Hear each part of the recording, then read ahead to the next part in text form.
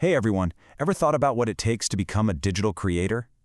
Streaming as a virtual avatar, but without needing some kind of Hollywood-level motion capture setup?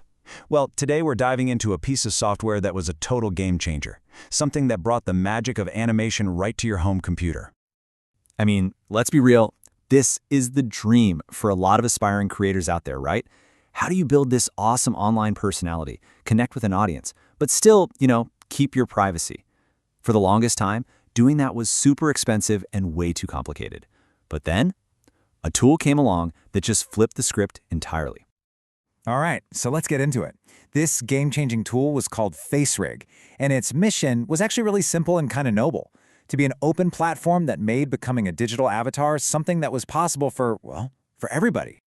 So what exactly is this thing? Think of it like a magic mirror. It's a piece of software that uses your regular old webcam to watch your face. When you smile, it tracks it. When you blink, it tracks it. When you tilt your head, it tracks that too.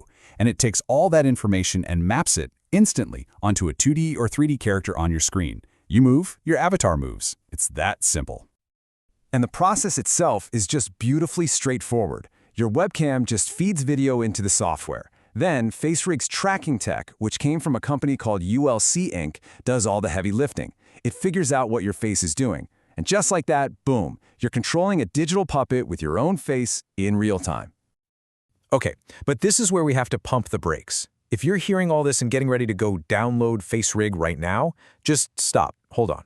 There is something absolutely critical you need to know first. Think of this as a public service announcement for all you aspiring virtual streamers out there. All right, here's the deal. The developers, Holotech Studios, have officially put FaceRig into what they call critical support mode. So what does that actually mean? Well, it means the software isn't being developed anymore. No new features are coming, no big updates. For all intents and purposes, it's now a legacy software.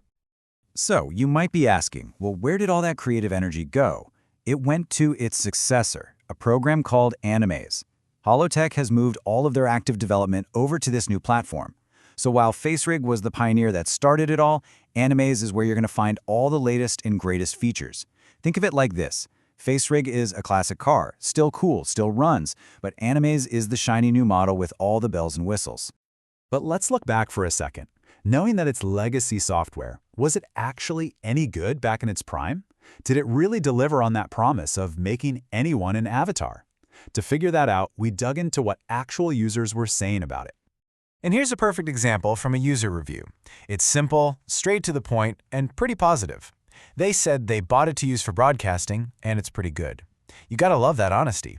They used it for exactly what it was designed for, and hey, it worked. But the really interesting stuff is the advice they shared. This is where the community's ingenuity is just so cool. People confirmed that, yep, it worked great with popular broadcasting software like OBS, a huge plus. They also pointed out that it was compatible with Live 2D, which was a massive deal for anyone who wanted that 2D anime-style avatar. But the best tip, the real pro gamer move, was this budget hack. People figured out you could use a cheap, second-hand PlayStation 3 iWebcam. Why? Because that little camera could capture video at 60 frames per second, which meant you got incredibly smooth animation for next to nothing. Genius. So, even though it's technically a piece of digital history now, you might still be curious. And that brings us to a really practical question. How much did this thing actually cost? Well, digging through the sales records, the absolute lowest price it ever sold for was around 8,000 South Korean won. Now, depending on the exchange rate, that's just a few dollars. I mean, that is ridiculously cheap for what this software could do. But here was the key, and anyone who uses Steam knows this drill. You had to be patient. The smart money always waited for one of the big Steam sales, like the summer or winter sale, because during those, you could almost always grab it for a 50% discount.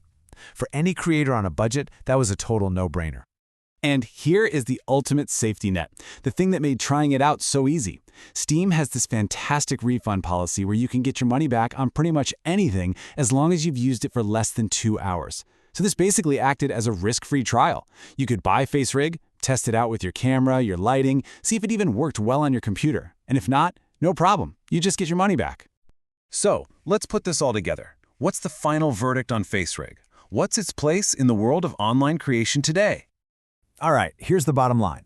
FaceRig was without a doubt a pioneer. It opened the door for thousands of creators and really helped democratize avatar streaming. Now today, yeah, it's been replaced by its successor, Animes, and that's where you'll find all the cool new stuff. But FaceRig still works perfectly fine for basic streaming. So if you happen to see it on a super deep discount and just want to experiment, it can still be a fantastic low-cost way to get started. And that really leads us to one final thought. FaceRig was one of the first major steps in making this kind of technology accessible to everyone. Now, with tools like Animes and a ton of others getting even more powerful and even easier to use, the barrier to entry is practically on the floor. So it really makes you wonder, right?